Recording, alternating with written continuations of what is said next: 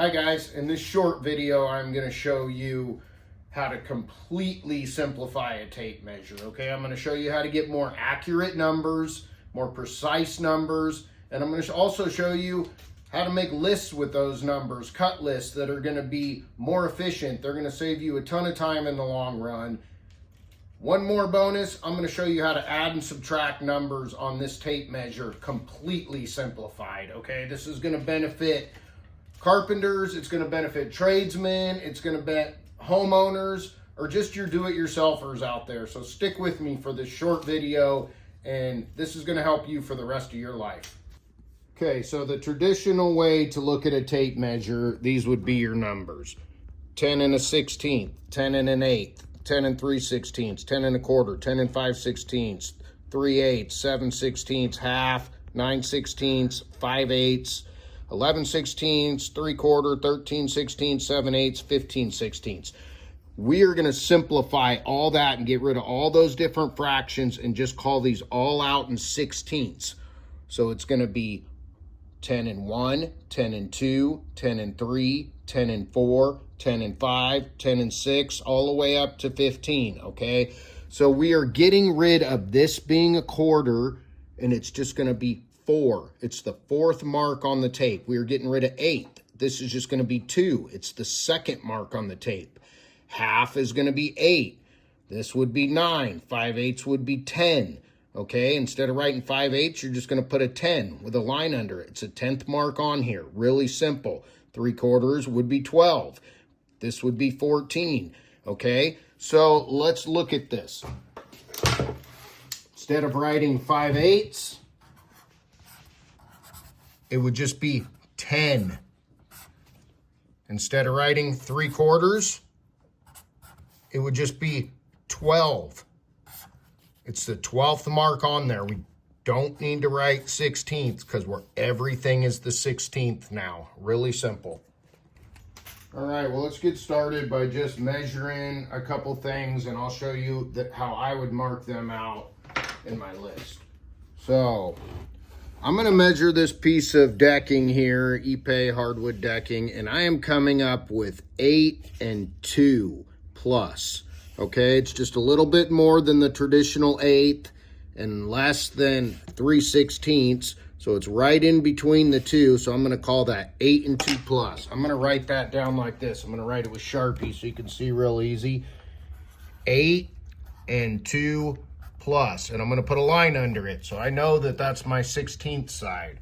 Okay, let's measure something else here. This is a piece of Cove molding. Let's measure this.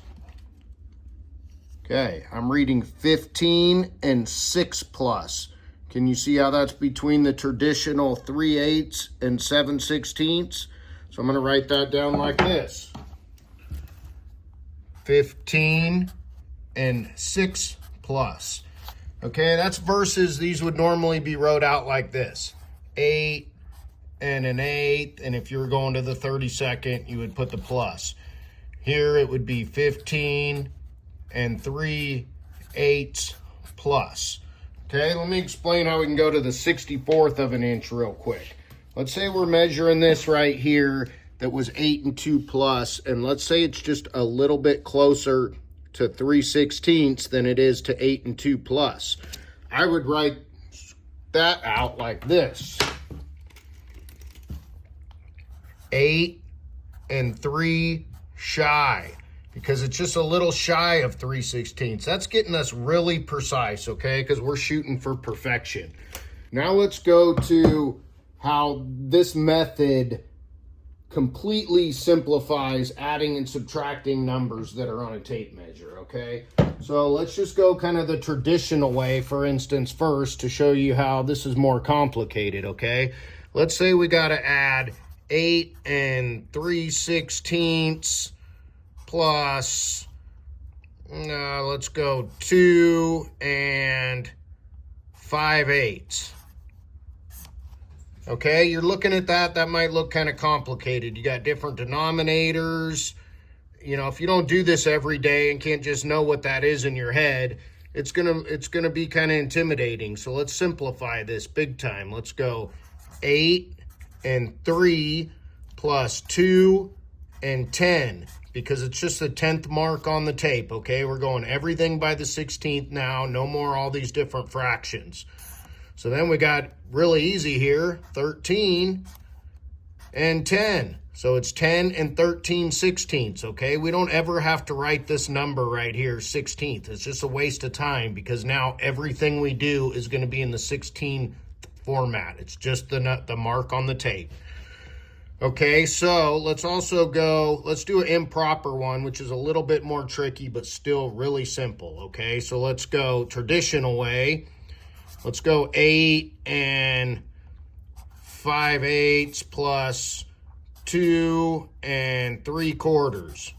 Okay, once again, we got different denominators.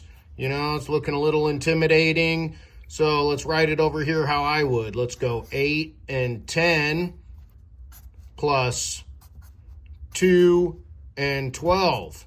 Because 12 is 3/4, 10 is 5/8 in a simpler way. So now we got 10 plus 12 is 22.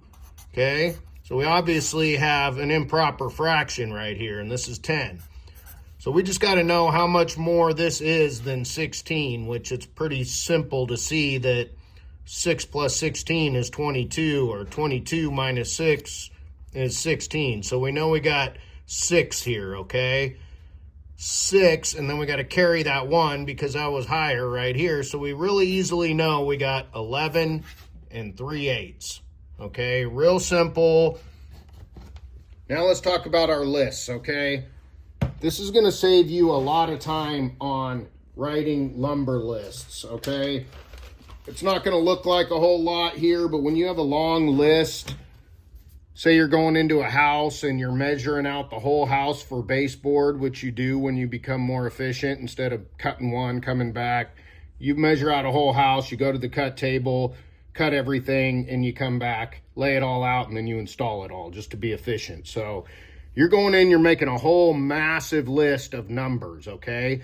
So the traditional way, you might be writing your list out like this: 5 and 1/8, 12 and 3/4,